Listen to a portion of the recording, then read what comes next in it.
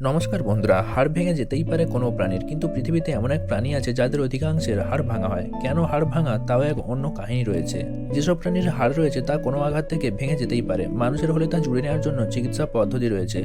অস্থি চিকিৎসকেরা রয়েছেন। পোষ্য বা গৃহপালিত প্রাণীদের জন্য পশু হাসপাতালেও হাড় জোড়া লাগানোর সুবিধা রয়েছে। কিন্তু যারা বনে জঙ্গলে প্রকৃতির মধ্যে থাকে তাদের হাড় কোনো কারণে ভাঙলে তা প্রাকৃতিক উপায়ে ফের জোড়া লাগে। কিন্তু সে যে প্রাণী হোক, হাড় ভাঙার ঘটনা খুব কমই হয়। কিন্তু এই পৃথিবীতে এমন এক প্রাণী বিচরণ করছে যাদের হাড় কথায় কথায় ভেঙে যায়। এমন নয় যে তারা খুব দুর্বল বা তাদের হাড়ের জোর কম, তারা বেশ মজবুত চেহারার প্রাণী। কিন্তু এদের সমস্যা হলো এরা মাঝে মাঝে গাছ থেকে পড়ে যায়, আর এই গাছ থেকে নিচে পড়ে যাওয়ায় তারা আঘাত পায়, হাড় ভাঙে। গাছে উঠেই সাধারণত হাড় ভাঙার সমস্যার শিকার হয় এরা।